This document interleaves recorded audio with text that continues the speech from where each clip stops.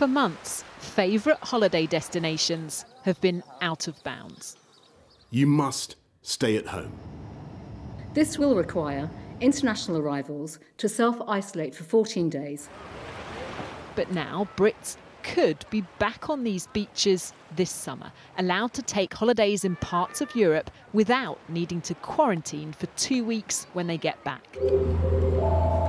Thank you for calling Hayes Travel. Samantha speaking. How can I help? At this branch of Hayes Travel in Sunderland, the phone's already ringing.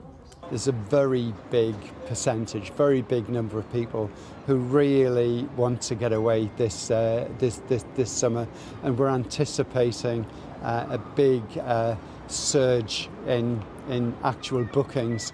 So-called air bridges could mean from next month Britons are able to travel to some European countries that have adequate track and trace systems with no need to self-isolate when they get home. Spain, France, Italy, Germany and Greece are likely to be part of the first wave, but there's still uncertainty about Portugal after a rise in coronavirus cases there. Then in July and August, other European countries are set to be added, followed by long-haul destinations. So what happens if someone books the flight, books the holiday, but then there's another spike? Are they protected? So if you are to book a holiday with a tour operator, you will be ATOL protected. You will also have the knowledge that you'll get a refund for your full holiday. That's travel and accommodation.